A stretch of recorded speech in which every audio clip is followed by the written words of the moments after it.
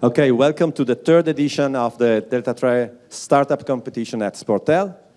Our first edition and our second edition saw a total of 10 startups, and some of them are doing really well today. Look at Grabio, look at Clang, who's just here with a booth, and also Talk TV, who just announced, I think, 1 or 2 months ago, a 5 million investment round. So that's quite exciting. And at Delta Tre, we are 30 years old, so why are we getting together with startups? We call ourselves the 30 years old startup. And innovation in this business is obviously something you need every year, every month. I mean, if you stand still in the sport business, you're going backward. Our clients demand it, the fans demand it. Let's look at what is happening today and try to have some fun with it. So the format is quite simple. We're having 4 startups this year: La Duma, Telio, WeFan, and SoLive. I think it's a mix of British and French, if I remember well. You see from their accent. You understand from my accent that I'm Italian. The format is easy. 3 minutes, maybe 3 minutes and a half, but at 3 minutes and a half I will stop them. And then some question from these nice guys that you see from there backwards. 3 judges, maybe Rob Simelkier from NBC, that I would like to call the media guy. John Christic from ESP Properties, part of WPP, the marketing guy, and Avi Abrutin from Bruin Sports Capital, who is the major investor in Delta Tre now. I call him the business guy. He's always looking through things and looking at the money behind it for some reason. He has the passion for that, I don't know why. And the idea is that, I'm sorry, not for judges. The criteria we are trying to judge is value of the idea that the startup is bringing to the sport market, the innovation that is inside this idea, and the business sense. Does it really make sense? Is there a scalability in what they're doing? And on the other hand, how did they perform? Because if you're not able to present your idea well, I don't think you'll go too far, at least. That seems to be true. On the other hand, there will be 2 finalists. So we do a first round, they present, the jury will go outside and come back with 2 finalists. They will be with me on stage, do another quick 1-minute pitch, some more question if needed, and then the winner at the end. Okay, so I think it's time to start, and the first to start will be La Duma, and they have some funny things here in front. Alex from La Duma.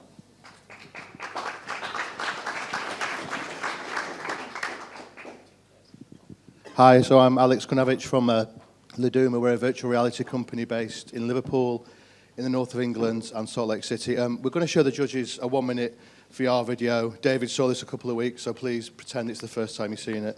And while the guys watch this, we'll play on the screen exactly the same video that we're watching, and then we'll talk about our company for another couple of minutes.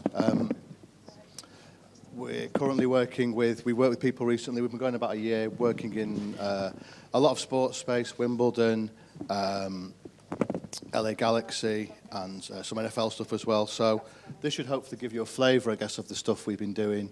The sound's down just so the guys can hear the audio, but this is, we made 6 films for the LA Galaxy, short films based around players, Gerrard, Keane. Got really great access from around the stadium, around what these guys do in Los Angeles. This is in a pub in Liverpool, which is one of our most popular bits of content, really brings home the atmosphere of English football fans doing what they do best, cheering and drinking. This is Jacksonville Jaguars' opening game of the season, and we shot with them in England as well. Wimbledon queue on the first day. These are the guys that have been queuing 24 hours to go in to watch the tennis. So this is them being led in for the first time. On centre court at Wimbledon, that's Skylar, who's our lead VR producer, just hidden away in the corner there. And we filmed some ice hockey again, which very fast sports, extremely spectacular in a headset. And that's basically what the guys have seen, just to give them a flavour, I guess, of our business. I'll just wait till the other 2 finish, and then I'll carry on talking.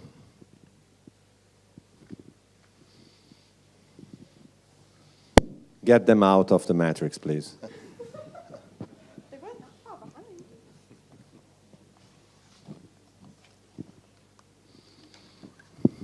Okay, so we've been going about 9 months, as I say, based in Liverpool in the UK and Salt Lake City in the States, small office in Cape Town.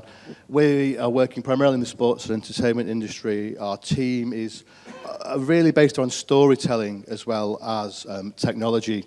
We have people that have worked for Liverpool Football Club, the BBC. We have had, should be coming up now, people that work for the Times and Warner Brothers, and we have a guy who's our senior advisor who led digitally on the last 2 Obama presidential campaigns. So we've got quite a mixture and slightly different, I guess, from a lot of VR companies. Our rig is developed in-house. We're on version 4, so we deliver that technology ourselves, and we develop white label apps as well. We did that for the LA Galaxy content. We're doing that for the Jacksonville Jaguars as well. So for us, it's not a question of whether VR is going to happen or not. VR is happening, and it's just whether people want to decide if they want to work with us. I mean, we're shooting in true 3D. This was us showing thousands of fans on Regent Street what we filmed around the Jacksonville Jaguars for their home game in Florida, and then we've made a load of content with the Jags in London, which we will then show to their fans in the States. We're recruiting in the minute in the UK. We're getting more and more contracts, cricket, rugby, that sort of thing. And it's working with a lot of brands and sponsors, really. You know, we're kind of upscaling. We can make the apps as well. I guess we have a great team of storytellers. We have a great team of people that really want to kind of connect with brands and sponsors and help people reach out to fans. We've currently developing our first underwater 3D rig, which we tested in Mexico in the other week. So, you know, we're constantly pushing the technological side of our business too. We've, as I say, version 4 of our camera this year. We've got various cameras which can adapt to low light for concerts, to big open expanses, like we shot in South Africa recently, some wildlife, so we're shooting, you know, animals up close. So, you know, we're kind of expanding our variety of stuff we can do, and that's us. Thank you very much for your time. Great, okay.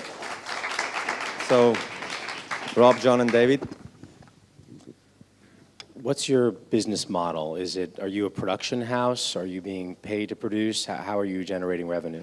Yeah, so we do an end-to-end solution. So we're a production house and we produce apps. So at the minute our content is normally funded by sponsors.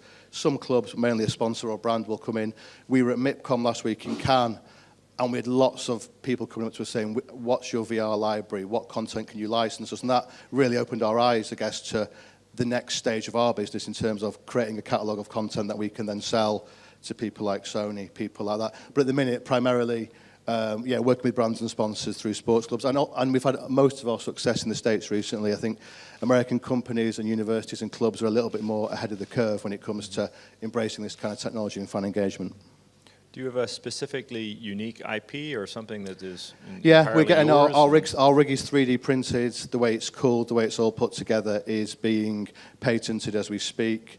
In terms of the cameras, we will get a camera, we'll take it to bits, we'll put a different lens on a different sensor and kind of reassemble it. But it's the rig and the cooling system and everything else which is kind of being patented in the States at the minute. And I have one more question. What makes you think this isn't the 3D of tomorrow? I think because it's much more easily accessed through one of these. You don't have to buy a new telly.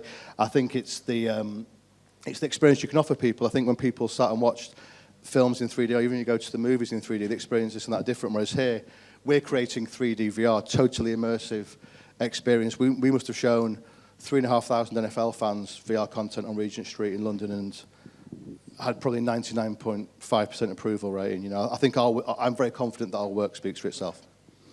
So like the Jacksonville Jaguars example and how the brands are integrating with this, is it brand specific? So you're in the Jacksonville example, could multiple brands integrate into that? And in that case, is the team monetizing that, or are you monetizing that? In the Jags case, there's a sponsor coming on board who's kind of going to pay, who's basically adding the financial element. We started tentative chats with the Jags, and it built up into something more and more, and they were really happy with the initial work we've done. So yeah, they have brought that sponsor to the table, and we've got some rugby, cricket, and motorsport stuff for the next few months, where again, it's with big organisations, but ultimately it's the sponsors and brands that are going to be associated who are going to help cover the costs.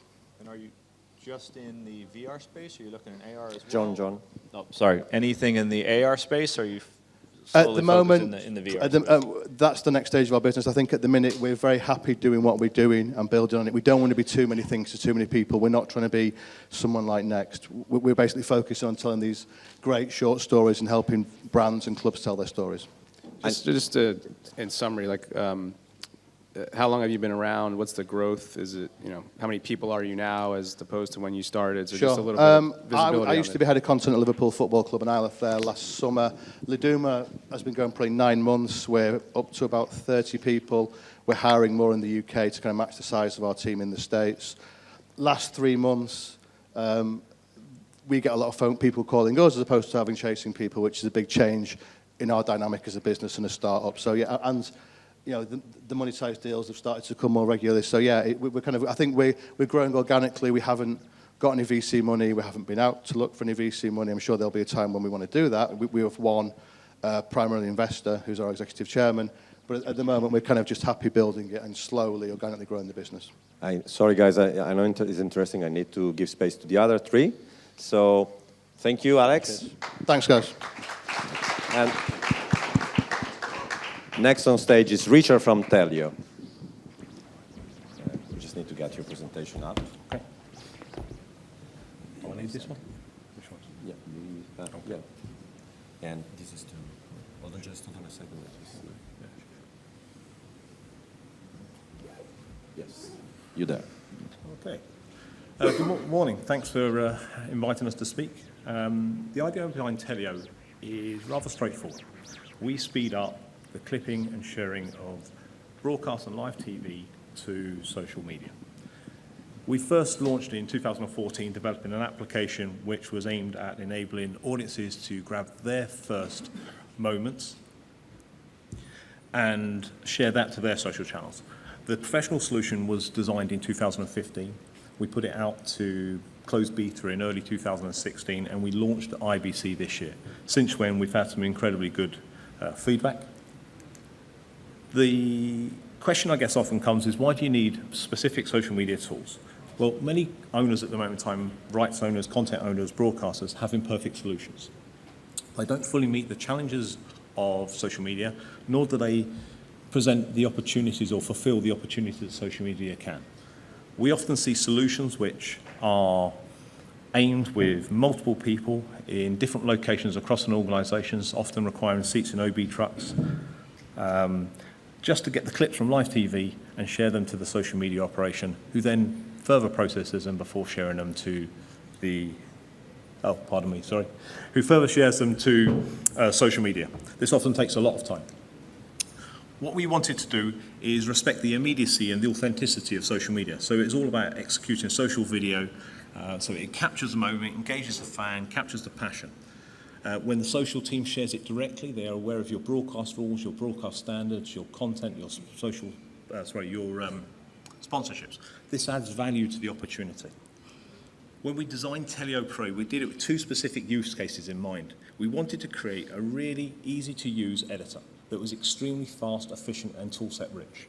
But we also wanted to ensure that what we were giving people was with strong admin rights, with the ability to control where the content went, how it was shared, and how it was executed. Telio Pro is designed for the user themselves to use. It's designed for the social media team to interact directly with the live feed in a really clean and easy to understand UI. So they can take the clips directly from social media, from the live feeds. They can polish them, they can share them to social media simultaneously across all of their channels. They don't have to go one by one by one. The system does it for them. And within seconds, or whenever the clip is scheduled, if a rights issue arises, they can be live across all their social channels. So to draw this to a close, social media is about intimacy, immediacy, authenticity, and flexibility. It's about giving the right tool to the right person to do the right job. Not over-engineered, not over-complex, just what's on hand. The right tool empowers people, it creates opportunity, it creates revenue as well. Words are great. Written text can get me interested about what's going on, but it's very, very difficult to capture the passion of a goal with the word goal. If I get a goal on a text or a tweet, then what I'm doing, I'm celebrating the fact. If I see a video, I celebrate the moment. I live the passion. I get to engage with my fellow fans about how the moment has unfolded. I get to engage with social media and participate.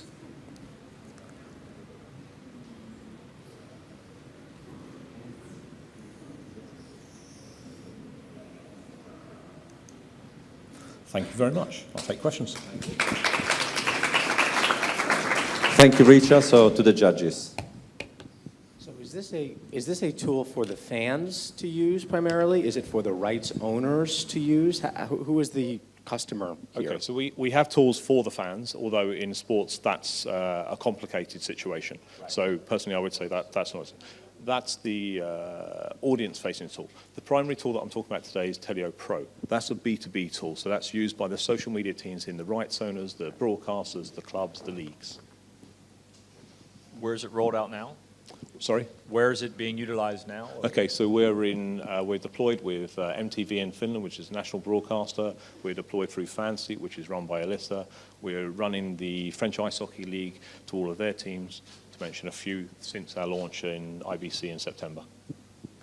Are you using proprietary algorithms or the technology behind it to help with the speed? And because obviously there's video clipping services and other other platforms that are out there to do that. So every line of code is our own, and we write it all in-house. And we have just opened a much enlarged development office in Łódź in Poland, where we've just quadrupled the space to employ another quite a large number of developers to extend our abilities. now, so are you turning over the technology to a rights holder, or you have a production facility where if you start to scale and you have MTVs all over the world, you have people that are doing that, or is it turned over? We're software as a service, so we're a Software as a cloud-based solution. So people can, I mean, one of the beauties is a lot of the social media people do it late at night. The TVs are on program. If they're clipping and sharing it live, as long as they've got a reasonable internet connection, sort of 5 meg, they can do this from the house. Is there branding integration and other features that are? We have, yeah, exactly. So one of the solutions that I didn't show here, but I'm happy to show on the stand, is the content can be mandated, so it has to carry the relevant pre-roll. So no matter who's creating it, it's automatically there. So there's opportunities for the content then to be shared to third-party media to add amplification, but the value exchanges, they have to run your branding. How many employees do you have? Currently 15, recruiting for more than double now, of which 80% are developers. We're an engineering-led company. It's all about getting it faster, quicker, easier. Okay, thanks. So next one. That next one is WeFan from France. Julien? Yes, thank you. Yeah. I think you can advance. Yeah. Okay. On the green one. Thank you. I put next, for the first slide. Okay. Hello, everybody. I'm Julian. I'm really pleased to be with you today. I'm French, so you please excuse my English, but I do my efforts to, and don't be lazy with language, as we known for this. So I do my best for you. All right. So for all the fans who don't have the chance to get tickets to support their team at stadium, for all the fans who want to express and share their emotions with their friends during a game, and to also be a part of the atmosphere of the stadium during the game in their sofa, and want an echo when they scream in their sofa during a game, we create WeFan, the first instant messaging fan in an application in second screen to support your team in front of your TV as at a stadium with your friend. With WeFan, you can comment, react, chat, interact in a real time with your friend during the game. Then you can give your opinion. Oh, it's a special. Okay. You can give your opinion on a game with several and with a range of easy features like clap, like whistle, like change a player, and compare it with all other fans' satisfaction during the game. Then, there is a problem with slides, sorry. You can express and share your emotions, your fan emotions, in live with very fun and attractive and engaged features. Like you can sing, you can scream, and also you can launch a fun song. And for example, you can launch a smoke bomb to your friends in live like this. And all of your friends received it during the game instantly to have a really, really fun and engaging experience together. And for all the... Oh, there is some slides missing. Okay, it's bizarre. Sorry. Yeah, no problem. Okay. For no problem. And for also we create, thanks to our algorithm, we create an ultra-localized, an analyzed, and the first fan data behaviors, the first fan behaviors database to create and to generate more profit for that some media and some stadium use it already today. And then for clubs, league, federations, and even sports brand or media, WeFan, the mechanic of WeFan, and thanks to our algorithm that we created, WeFan is a powerful CRM tool to generate more profit. To know better, to know precisely who are your fans, where is your fan, what they love to do before, during, and after a football game. But not only a football game, because we find it totally scalable on any sport, finally, if you look well. And our support, our fan, made these conclusions. So thanks for your attention, and thank you so much, and I hope to see you on the next game. And thank you. Yes, we're fan. Thank you, Julian. The judges, please. How many users do you have right now? Is it active, and how many users do you have now that are? We started for June for the Euro competition of football, and we are available on Apple Store since this date, and we got already 25,000 users during the competition finally, because we got one more fun competition during the Euro. And the competition started at the start of August. So after 2 months of competitions, finally. And sorry, just 1 minute. So sorry for the missing one slide about it was my fault. Statistics. I'm very sorry. Why do you think fans would interact over a platform like this as opposed to existing social platforms like Twitter, Facebook, other places where they're currently doing this? Interesting questions. We work strong, hard, and we made 2 years of benchmark to know what exists in to have a different fan experience and fan engagement during a football game, for example. And with Facebook, you have some content media, you have some comment. And finally, there is many information about many things, not only football or not only for fans. And our idea is to dedicate a one place to share their fan experience together and design and also to their own favorite club. You can find your friends who are the fans friends of the same club of you, and you can share it together. And you can not only comment and chat, but that's why we put a range of easy and fun and attractive features, like in virtual stadium finally, to give to them a special experience. And that's why we can launch a smoke bomb, and not only you can cry, you can scream, you can launch a bronca, an ole, to give to them the same things that they got at the stadium. And actually we create and we bring some photo and video at the end of this year to make some connections with fans in the stadium and fan outside the stadium, and create some bridges together. How are you using the CRM capabilities to advise your clients on how to build their fan bases, and then what are the monetization components that you're featuring in the app? How do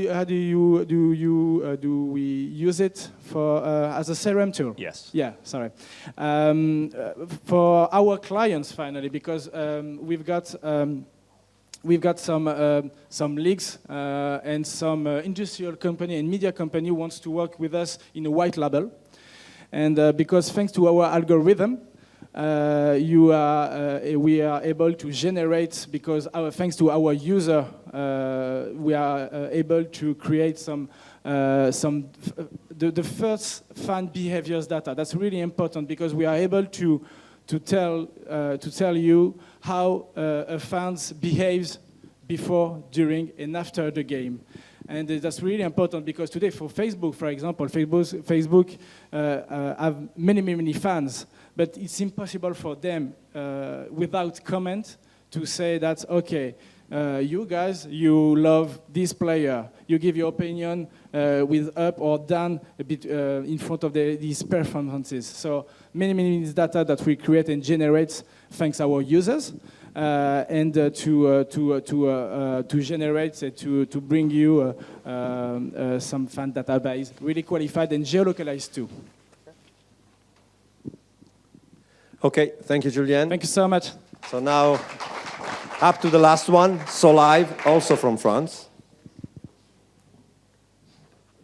And we're talking social again, right? Absolutely. Very nice to be here. I'm Florent Marty, Managing Director, Global Sales and Marketing at Solive. What do you need to do on social media to be efficient? You need to be publishing live within seconds of a game fact. You need to offer high-value content to your fans. You need to be visually attractive, high-catching content. And last but not least, you need to speak in local language of every fan, especially if you want to develop your international audiences. Instead of a long speech, a short video. This is how the tool looks like. This is an example from Manchester City, which is one of our clients. The tool is used by the social media guy within the team. On the first panel on the left are all the action that can happen during a football game, for instance. Let's take the example of a goal. You enter the minute when the goal is scored. You enter the live score. You pick up the player. This is automatically populated thanks to a live stats feed. You select the destination media, which Twitter accounts where you want to publish. Same thing on Facebook. This is where you choose, by the way, your language. You had your social media copy. The name of the striker is automatically tagged into the social media copy. You validate, and this is what you publish in less than a minute, in any language you want, any format you want, on Twitter, on Facebook. By the way, we also address the major Chinese platforms, Sina and Tencent.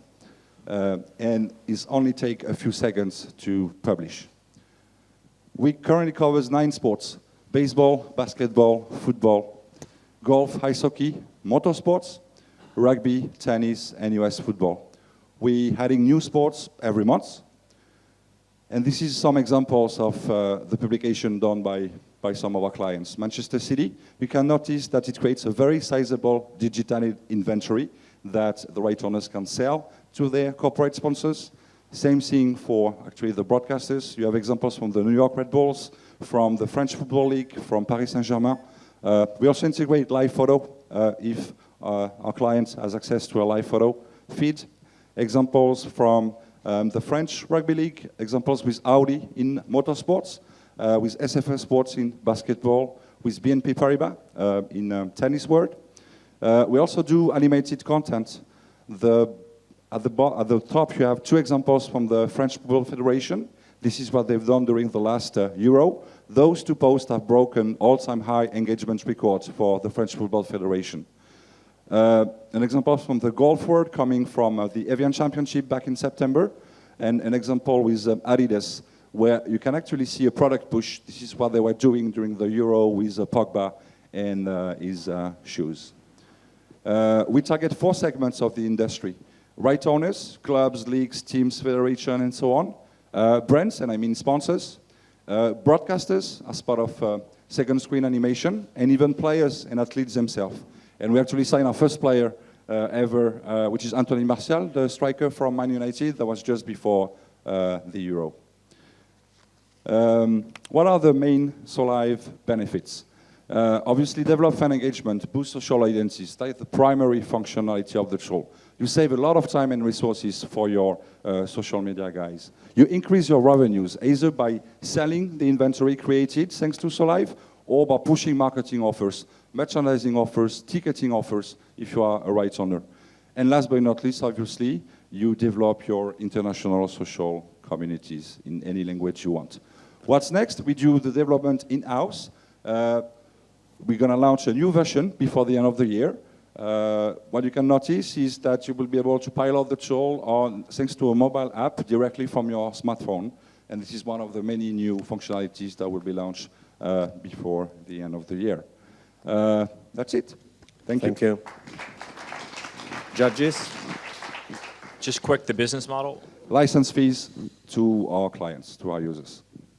Is there a rev share in there also? So if you're selling to a team or a federation, or where you're sharing in the revenue they're creating on it, or you're just taking the license fee? For the moment, we're sticking to license fees. We're open to sharing revenues. It's really a test and learn process. But for now, we have stick to license fees, which has been very successful for us.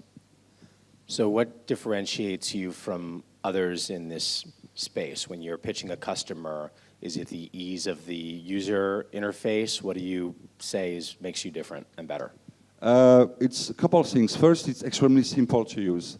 Second, it takes only 30 seconds to publish, so it's extremely quick and efficient. Third, it's actually a tool allowing you to collect direct revenues from your social media platforms.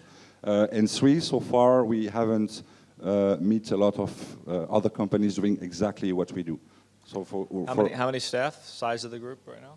Right now, we are 12 people. We're going to be 15 before the end of the year. Where is the data coming from that you are linking to the video? So how do you find that exact goal by that exact player? Is that put in manually or some automatic way? Live stats feed. We plug a live stats feed into the tool. Opta, Stats, SportRadar, whoever the provider is. We're actually using the feed of our client. So it's their feed. And so in a scenario, if you're selling a brand, you're outside of the rights issue there? So we're agnostic in terms of rights. That's the issue of our clients. We just comply. They know the rights they have. They know if they have video rights, no video rights, image player rights, not image player rights. So we just adapt to the rights they have. But we're totally agnostic in terms of rights. And they have the tools to do all the creative and everything. That doesn't come back to you. You're just giving them the... So two options. Either they do the creative, so we provide the specs that they need to comply with, and then we plug all the media library into the tool, or we can develop the media library for them, so we have in-house graphic capacities. In the example you've seen, there was probably half of them done by us, half of them done by our clients, or their regular graphic agency of some form.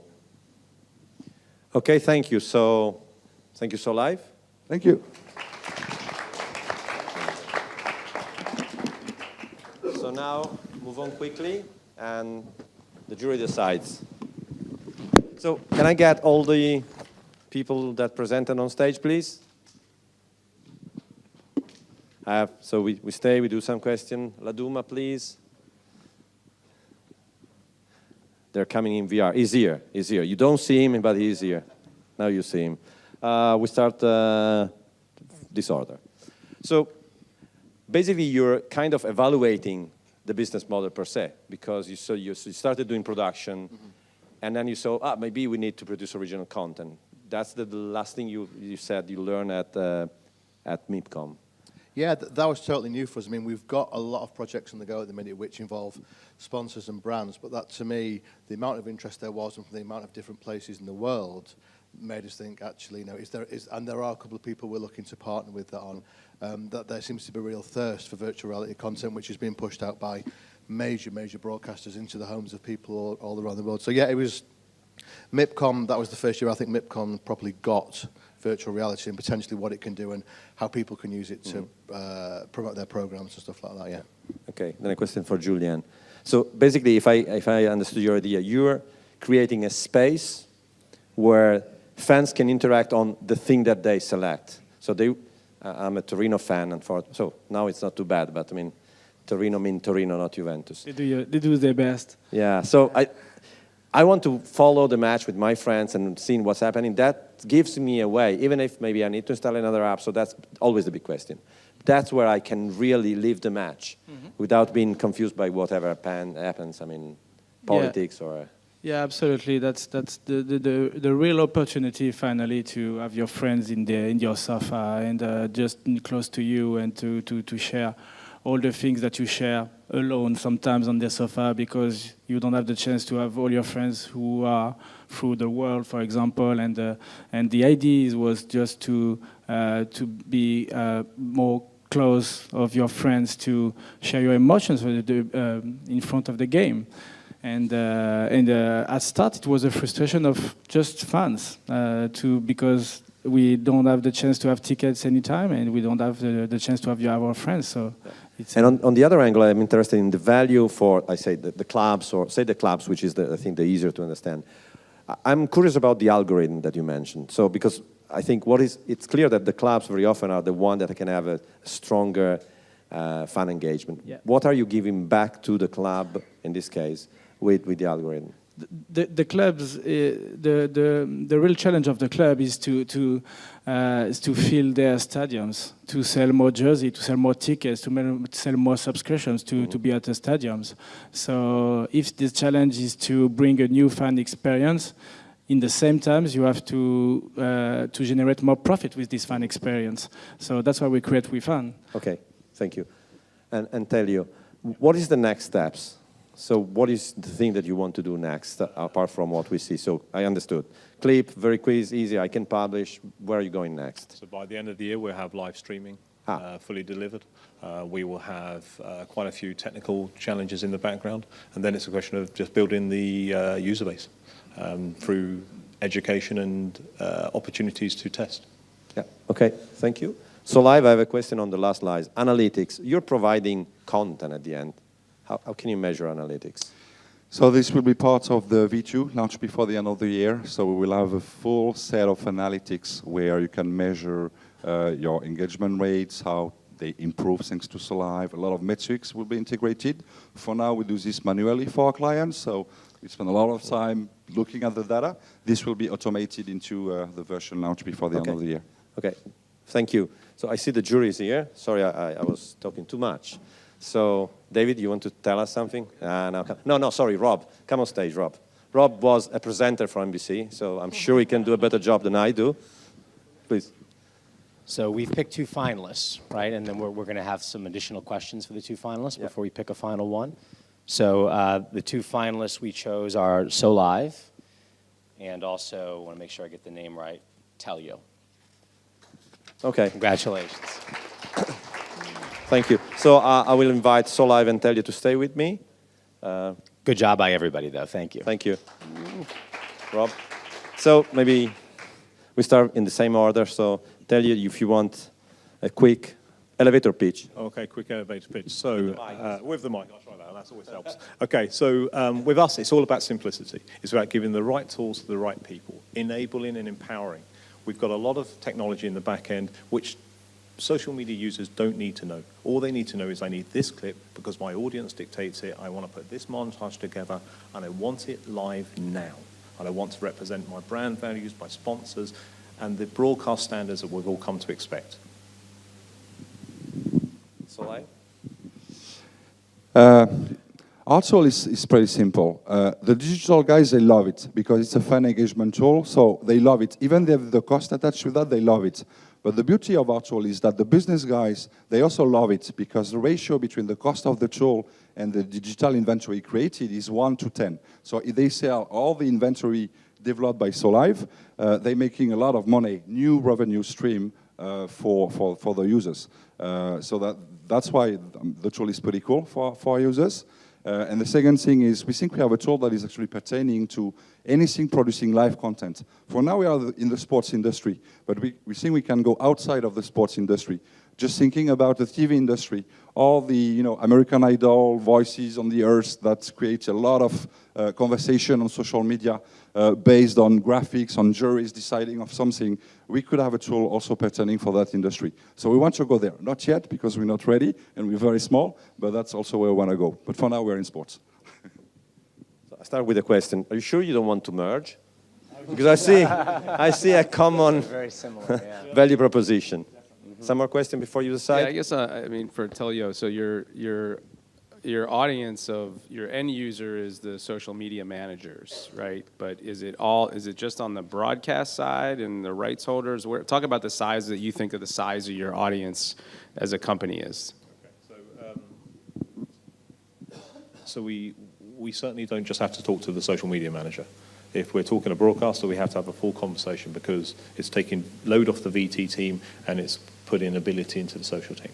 If we talk about the rights holder, it's about how they engage with their fans, how they create passion, how they manage what rights they have, and how they have opportunities through other tools, which I didn't have time to show today, to drive additional content and drive additional revenue.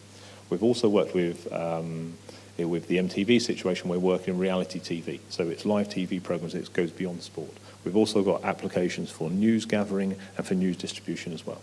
So it's more than just sport, although sport through the passion of the content and the opportunities it portrays is a good starting point. And I know you didn't talk about it a lot in the 3 minutes you have, which is a ridiculously short amount of time to explain a business. But the revenue monetization, which you just alluded to on some of your partners, where does that come in from MTV selling advertising, sticking with the MTV example? Are they wrapping brands around the content that you're creating for them? So considering what I say carefully here without breaching confidentiality, I believe it's driven, their revenue is driven by sponsorship at the moment, although my revenue is driven by a charge for use, but not on a user base, because I want them to be able to take the tool and give it to as many social media teams they have internally. You'll have a social media team on this program, you have a separate social media team on this team. It's important that using the cloud, you can scale indefinitely. It's scaling at computer speed, not human speed. What are your clients giving you as their best proof point? And we have one relatively small football club who had a 68% increase in engagement over a month period.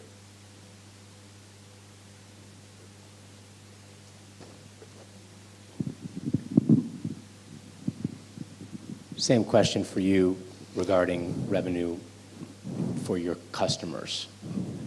How they're driving it and what they've shown you to this point in terms of success in using your tool. So two main ways for clients to make some revenues. One is selling the inventory created to on the right owner case, to their corporate sponsors. Maybe you have seen that Manchester City is already doing it. So the inventory created is part of the global sponsorship package that they sell to their sponsors. There's a very clear way to measure the value created. So you can put a number on the visibility you're giving to your corporate sponsors. Same for the broadcasting industry, selling to the advertisers. And the second way to be making revenue is to push marketing offers directly connected with the game. For instance, if there's a goal into a football game, the minute after you can push something saying to celebrate the goal, 20% off on Zlatan jersey till the end of the game. So it's also generate impulse buying. You can also push ticketing offers directly connected with what's happening on the field. So it's an instant tool to be also pushing new revenues for the users. How are you selling, both of you, real fast? Are you making direct calls, or do you have an inside sales team? What's your sales process? For now, it has been essentially done in-house. We have a sales team that we're still building, but there's a couple of members here. So we do essentially direct sales. When we want to approach an entity where we don't really have an access, we sometimes rely to a third party. So whoever that is, an agency or whoever else who has a direct connection with that entity, and commission them in the process. But we essentially do direct sales. Is there a video capability in your... So yes, there's some video capability. You've seen you've seen some portion of it on some examples I've shown. We can also integrate actually. So we're not a video editor company, but we can integrate video editing done by others into our tool, and then you can apply the proper layers, the branding you want, the corporate sponsors you want, etc. So a solution like Telio, we coexist. We're not in the same sphere, or Telio or Grabio or the guys like this. We could integrate what they do into our tool. And how are you selling, to come back to that? We've got direct internal sales at the moment, but we also have specific market representation through introducers. So reps, you have reps? Yes. Yeah.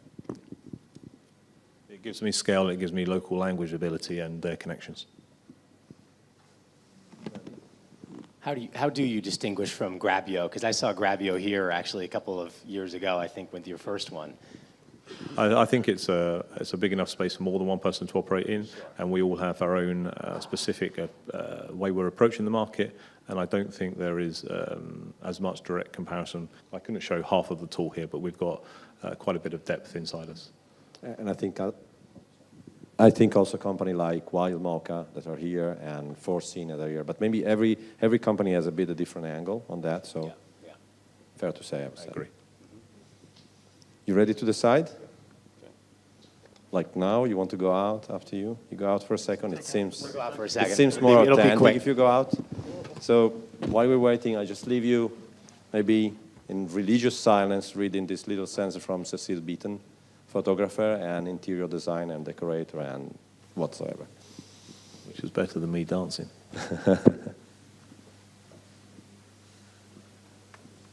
Don't know if this was the inspiration you had when you decided to launch a startup, but pretend it is.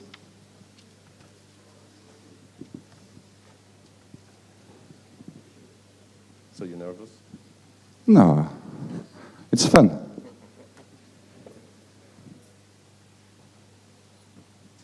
In any case, I think just before in this room there was a Facebook presentation and it was quite interesting. They're adding a lot of feature for advertiser, for brands.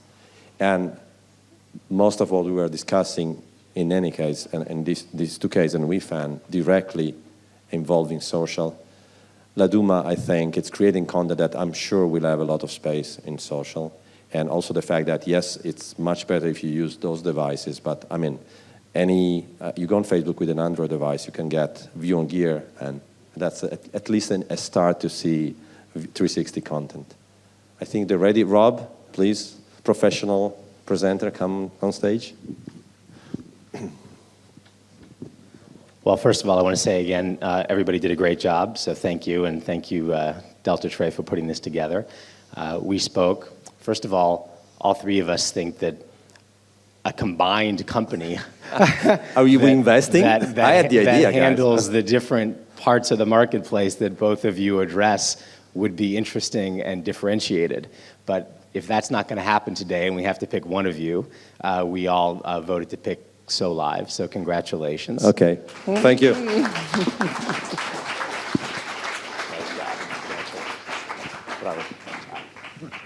Okay. Okay, I think that's all. Thank you for staying. And Sportel did a really great job. They couldn't really do it on a cup, so they just brought So Live on this little thing here, which is the best thing we could do in this time. Okay, thank you. Enjoy Sportel and have a great lunch. Thank you.